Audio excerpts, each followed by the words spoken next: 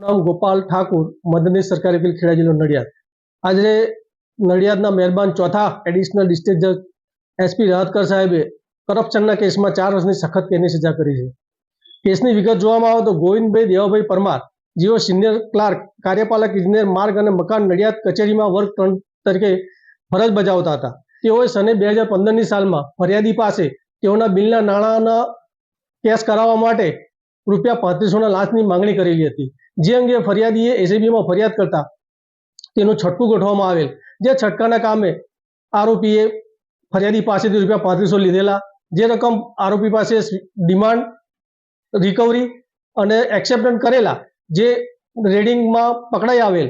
જે અંગેનો કેસ આજરોજ નડિયાદના મહેરબાન ચોથા એડિશનલ જજ સાહેબની કોર્ટમાં ચાલી ગયેલ. જે અંગેનો સ્પેશિયલ કેસ એસીબી 8/18થી થયેલ, જેમાં ફરિયાદ પક્ષના કુલ 7 મૌખિક પુરાવા તેમજ 59 દસ્તાવેજી પુરાવા ધ્યાને લઈ આજરોજ નામદાર કોર્ટે આરોપીને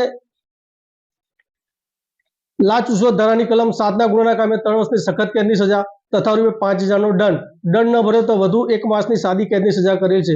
તેમજ લાંચ રૂશ્વત ધારાની કલમ 13(1) ગ તથા 13(2) મુજબના ગુનાના કામે 4 વર્ષની સખત કેદની સજા તથા ₹5000નો દંડ અને દંડ ન ભરે તો વધુ 1 માસની સાદી કેદની સજાનો હુકમ કરેલ છે.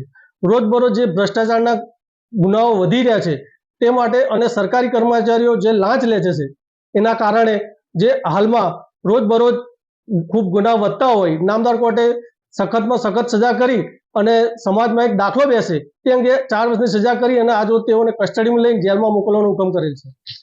આ બાબતે મારે એટલું જ કહેવું છે કે આજ રોજ નડિયાદ ડિસ્ટ્રિક્ટ કોર્ટ ખાતે શ્રી રાહતકર સાહેબ, જે એડિશનલ ડિસ્ટ્રિક્ટ એન્ડ સેશન્સ જજ છે, તેઓએ જે ચુકાદો આપ્યો છે, જેમાં આ કામે આક્ષેપિત આરોપી ગોવિંદભાઈ દેવાભાઈ પરમાર, જેની વિરુદ્ધ એસીબી એક્ટ હેઠળ આખો ટ્રાયલ ચાલ્યો અને આજ રોજ આ આરોપીને 4 વર્ષની સજાનો હુકમ કરેલો છે.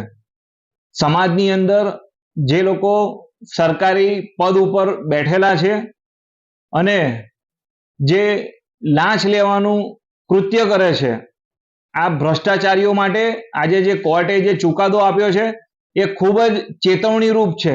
માટે આ એક સમાજની અંદર એવો દાખલો બેસશે અને જે ભ્રષ્ટ અધિકારીઓ છે તે ભ્રષ્ટાચાર કરતા રોકાશે એવું મારું સ્પષ્ટપણે માનવું છે.